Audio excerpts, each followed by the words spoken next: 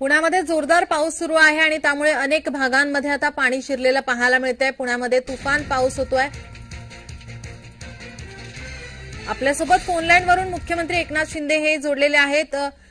मुख्यमंत्रीजी, आपण पाहतोय की पुण्यामध्ये भयावह परिस्थिती निर्माण झालेली आहे। सर्व ठिकाणी पाणी साचलेले, अगदी छातीपर्यंत पाणी साचलेलं आपण पाहतोय। काय आपण सूचना करणार आहात?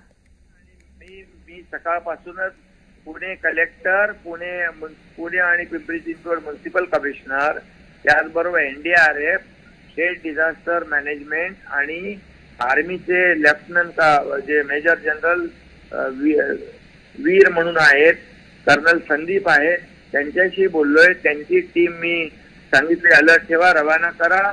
वेळ पडली एअरलिफ्ट करण्याचे कोणी नागरिक अडकले असतील तर ती तयारी ठेवायच्या सूचना मी दिलेल्या आहेत।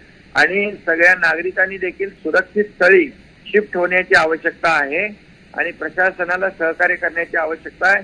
कामाशिवाय आपण बाहेर पडू नये याचंही आवाहन मी केलेलं आहे।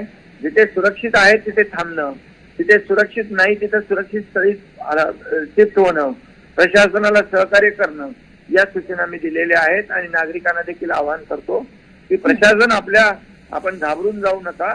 प्रशासन, स्थानिक प्रशासन, त्याचबरोबर एनडीआरएफ आहे आणि स्वतः आर्मी, मिलिटरी, एअरफोर्स देखील आवश्यकतेनुसार आपल्याला मदत करेल। त्यामुळे नुकसान भरपाई करणार आहात का? कॅचमेंट मध्ये पण जास्त पाऊस पडला, धरणात देखील पाऊस पडला आणि यामुळे सगळं एकत्र आले। शासन सर्वतोपरी मदत करेल। ज्या पंचनामे होतील, त्यांचं नुकसान झालेलं त्यांनाही मदत करेल। दिलेल्या या प्रतिक्रियेसाठी आणि माहितीसाठी आपण पाहतोय की मुख्यमंत्र्यांकडून या ठिकाणी आता संपूर्ण सतर्कतेचा आता इशारा या ठिकाणी सतर्क झालेलं पाहायला मिळतं। प्रशासन आणि मदत सुद्धा या ठिकाणी केली जाणार असल्याचं आश्वासन मुख्यमंत्र्यांकडून करण्यात आलेलं आहे। पुण्यामध्ये तुफान पाऊस झालेला आहे। या ठिकाणी मोठ्या प्रमाणात या ठिकाणी भयावह परिस्थिती पुण्यामध्ये पाहायला मिळते। एनडीआरएफचं पथक पुण्यामध्ये दाखल झालेलं आहे। या ठिकाणी मदत कार्य ठिकठिकाणी सुरू झालेलं आहे। ज्या ठिकाणी मदतीची गरज आहे त्या ठिकाणी आता प्रशासन पोहोचलेलं आहे।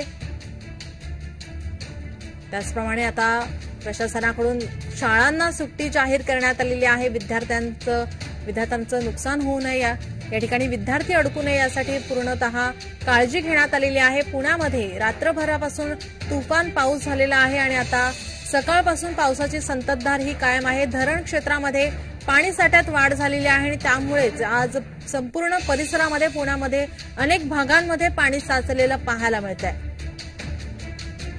हवामान विभागाकडून सतर्कतेचा इशारा राज्यामध्ये देण्यात आलेला आहे। तर काही ठिकाणी आपण पाहतोय की दरड कोसळण्याच्या घटना सुद्धा समोर येत आहेत।